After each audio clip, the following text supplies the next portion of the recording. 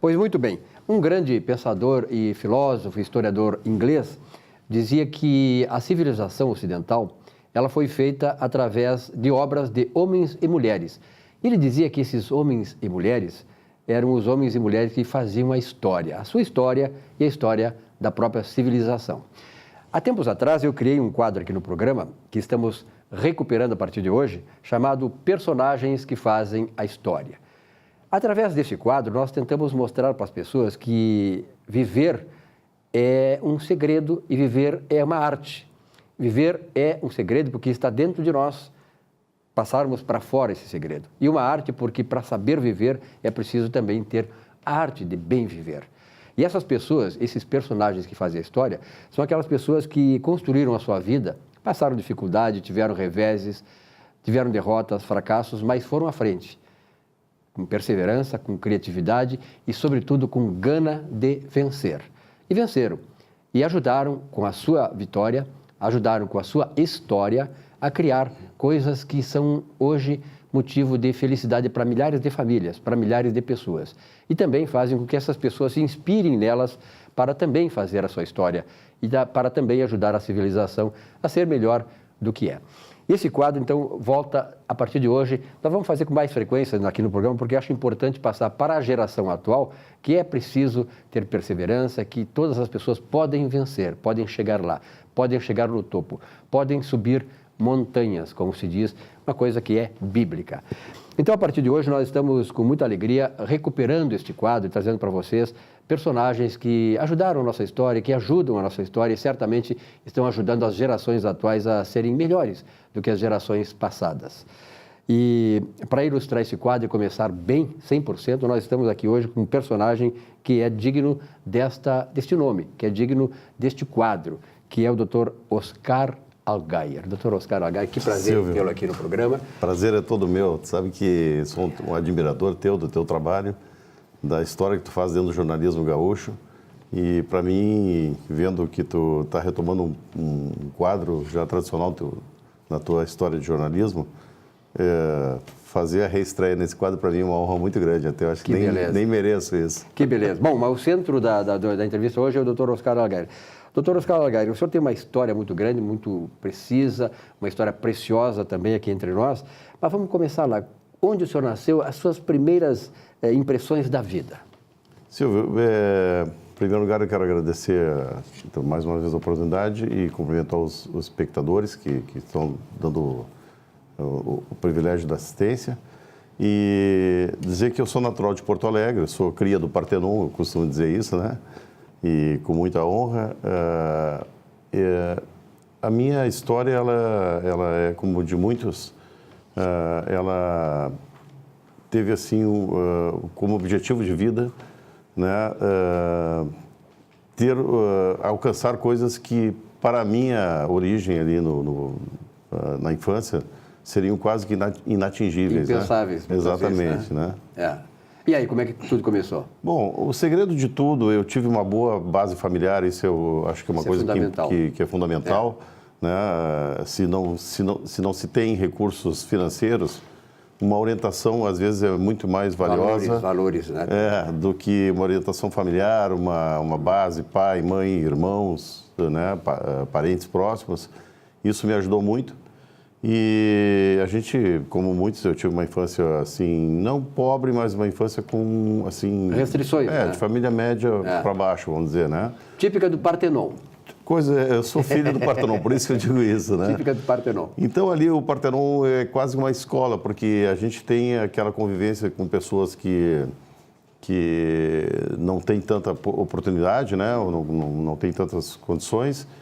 E eu tive também a sorte de ter, vamos dizer, os meus avós, eles moravam na época na Padre Chagas, que não era o que é hoje, mas já era um bairro bem, de classe bem mais privilegiada na época, né? Então eu tinha aquela oportunidade de ter a semana, durante toda a semana, a vivência do Partenon e alguns fins de semana ver o que também era o lado bom, vamos dizer, Um banhozinho de civilização lá, né?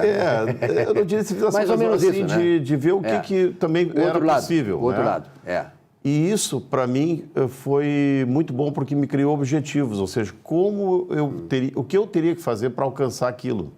Né? Então, aquilo foi o start de dizer... E aí, aí vem a base familiar.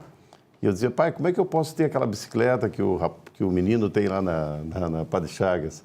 E ele dizia, tem, é muito fácil, estuda. Tu tem uma opção, é estudar.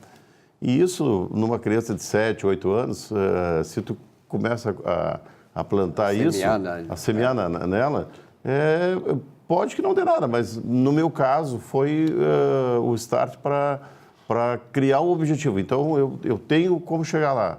Eu só tenho que cumprir uma meta, né? Que seria me dedicar aos estudos. E foi o que eu fiz desde do primário, do ginásio, aquela coisa. E eu sempre, pelas condições da família,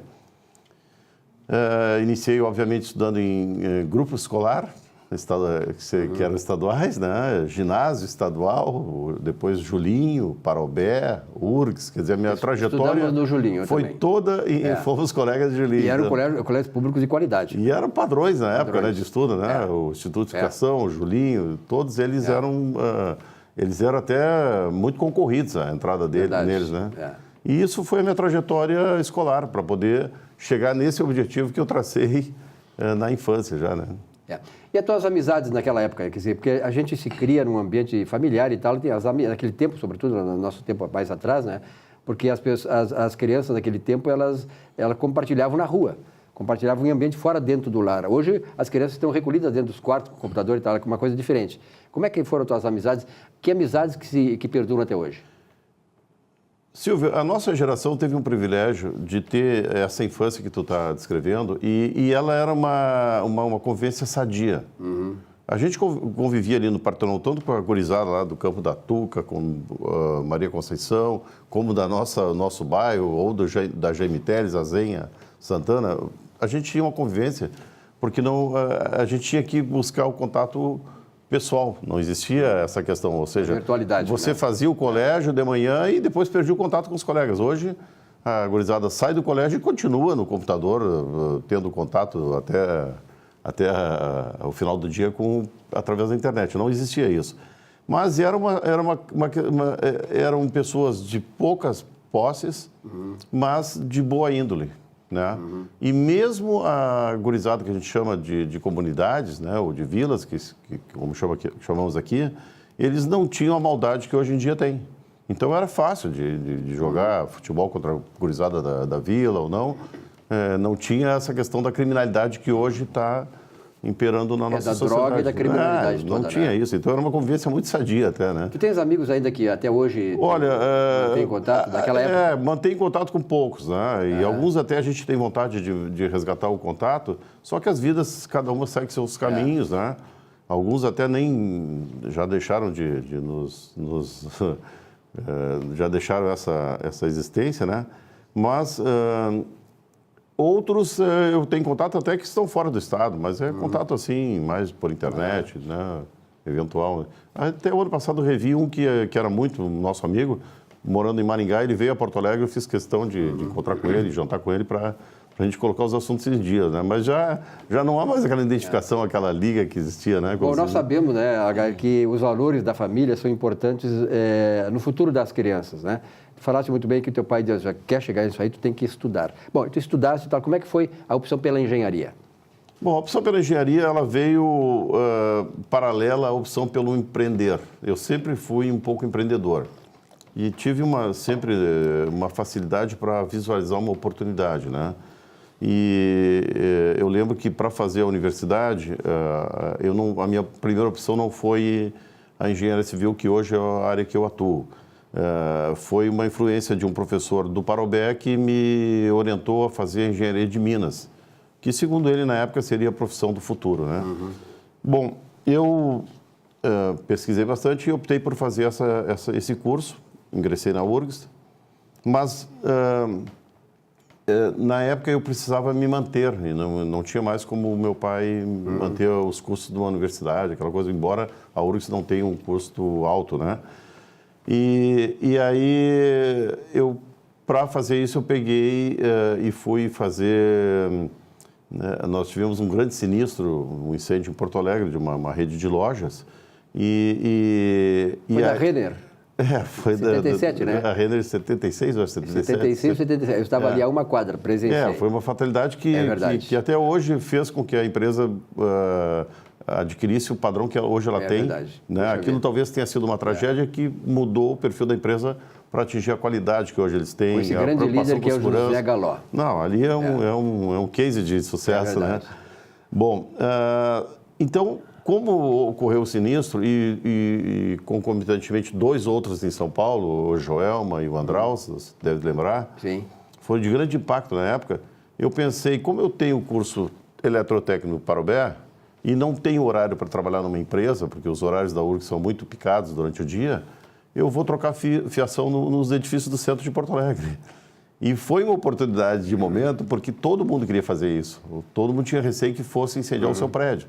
Então, foi uma coisa muito fácil de arrumar um trabalho e obviamente, esse trabalho era noturno. Então, eu fazia a universidade durante o dia e à noite, 8h30, eu ia trocar fiação em prédios até 2h30 da manhã, para poder fazer um dinheirinho e manter a minha faculdade. Que legal. Até porque, nessa época, a prefeitura estabeleceu como um código de postura, se não me engano, eu acho que era isso, a necessidade de fazer exatamente isso, né? Porque a fiação estava velha e isso também foi o fator que determinou o incêndio da Renner. Bom, nós vamos fazer um rápido intervalo, depois vamos conhecer o Dr. Allgaier Attuala, aquele que criou uma das maiores empresas e mais qualificadas empresas de engenharia, não só do Rio Grande do Sul, mas do Brasil. Já voltamos.